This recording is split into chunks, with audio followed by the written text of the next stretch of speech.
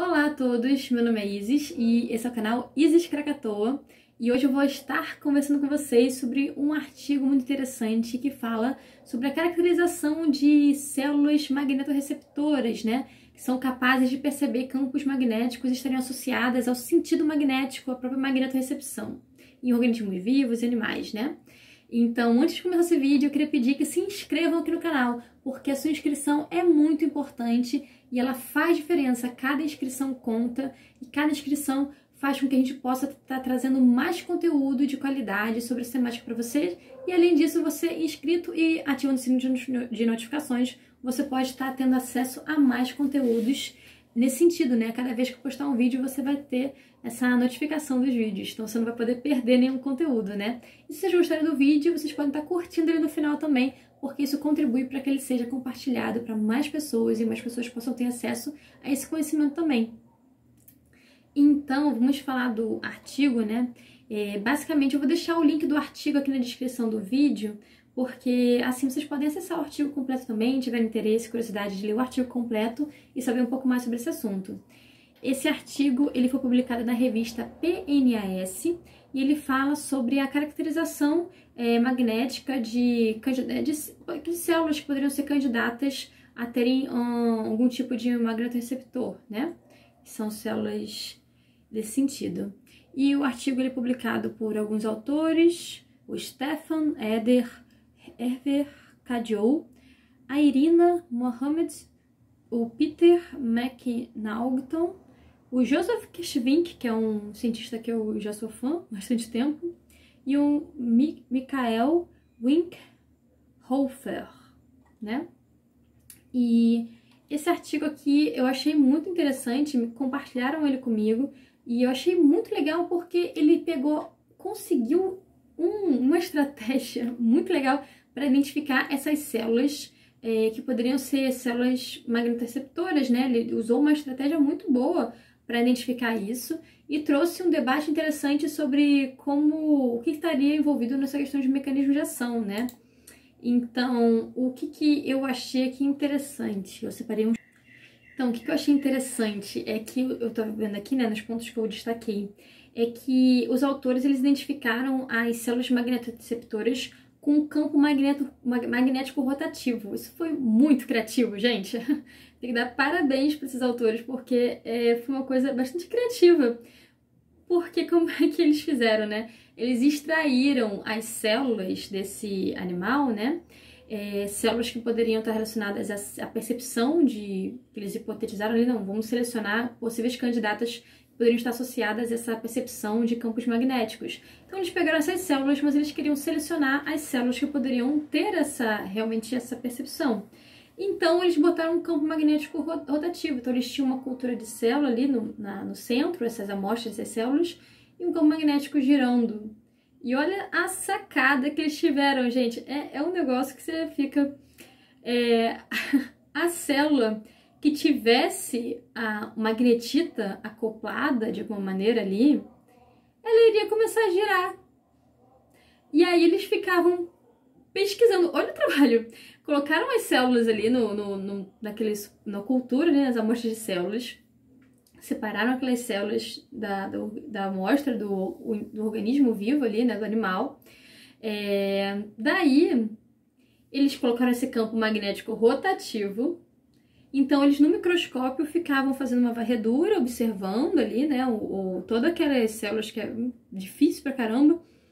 E quando eles vissem uma célula girando, eles já viam, porque ela girava, assim como o campo magnético ia girando ali, né, a célula ia fazendo um giro em torno dela mesma.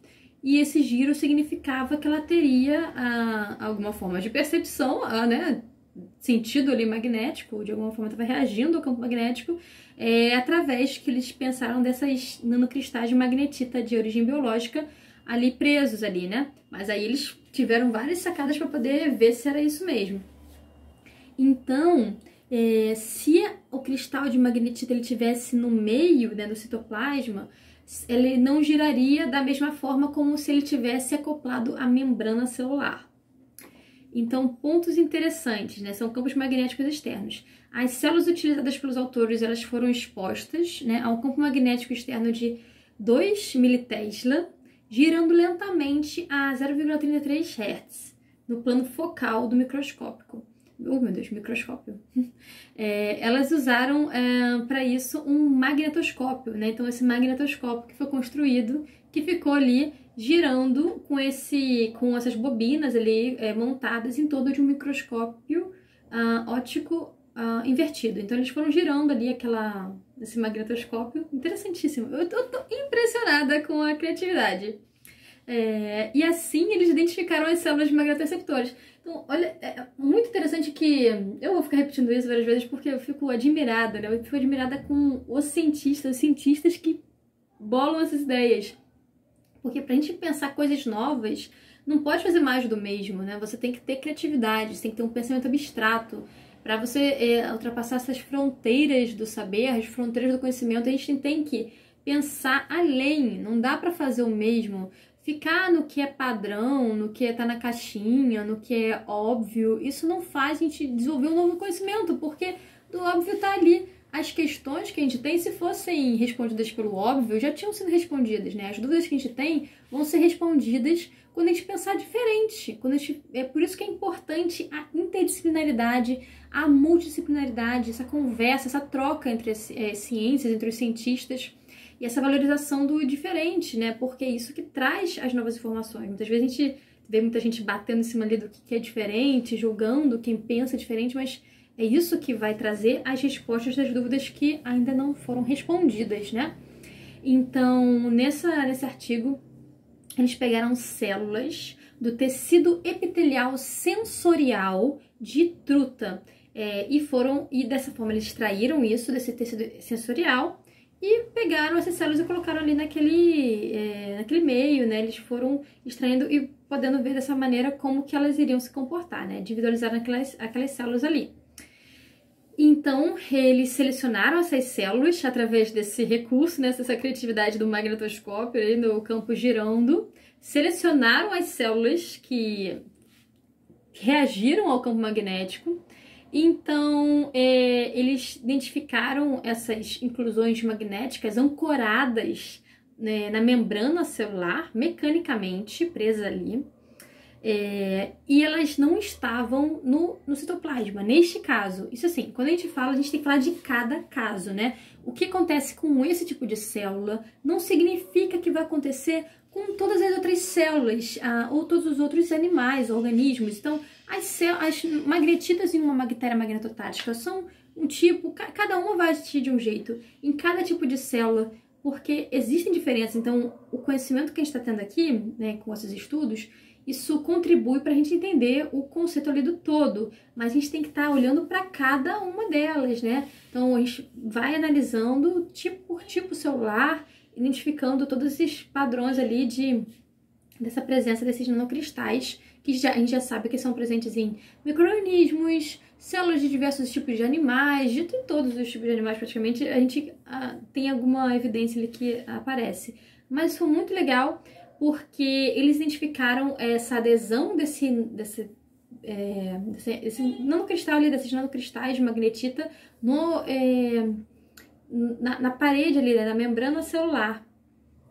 E o que eles viram? Que se fosse, como eu falei, né, se ela tivesse no citoplasma, o giro, né, essa rotação seria diferente.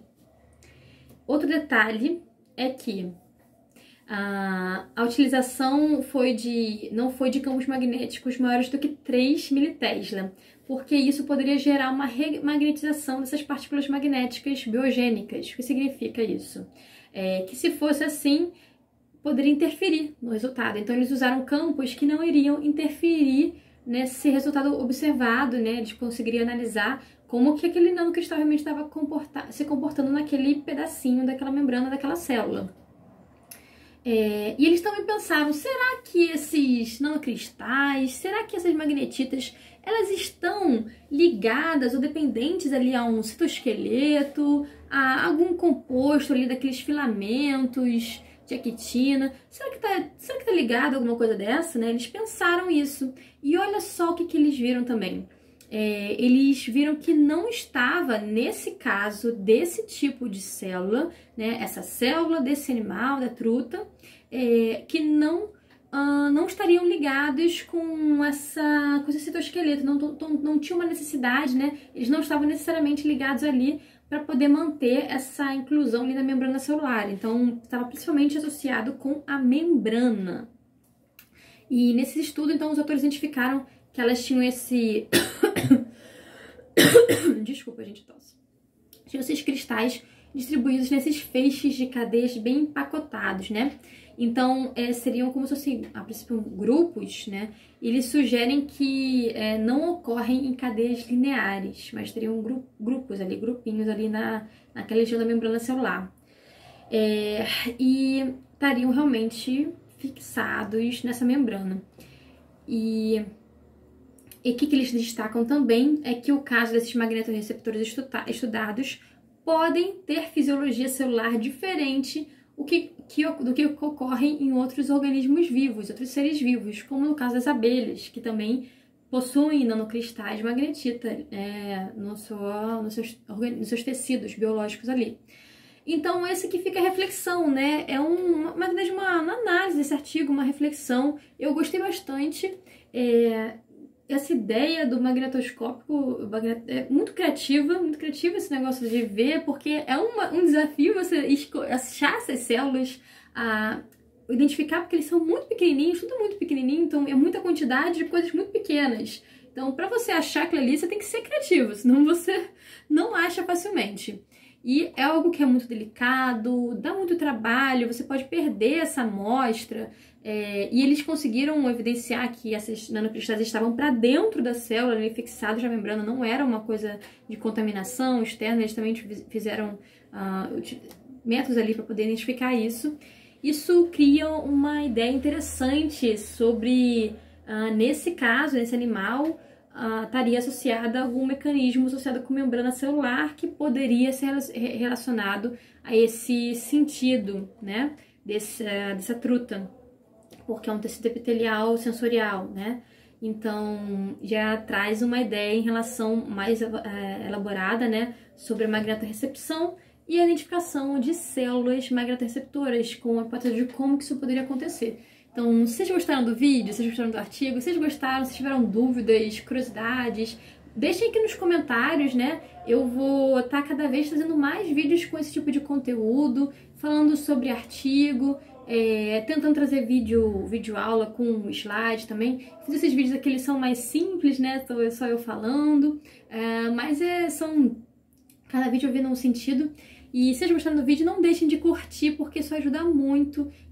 Compartilhem com seus amigos, para quem vocês acham que pode interessar, compartilhe bastante, porque isso vai ajudar que eu possa estar produzindo mais conteúdo de qualidade, cada vez com mais qualidade aqui para vocês aqui no YouTube. E se vocês também gostaram, se inscrevam aqui no canal, porque ajuda. Não esqueçam de inscrever, não se esqueçam de curtir, de compartilhar, viu? Então, muito obrigada a todos que assistiram aqui o vídeo até o final. Espero que tenham gostado. E até o próximo vídeo. E tchau, tchau. E sapere ade, né? Usem saber mais, né? Avançar o conhecimento. Até mais, gente.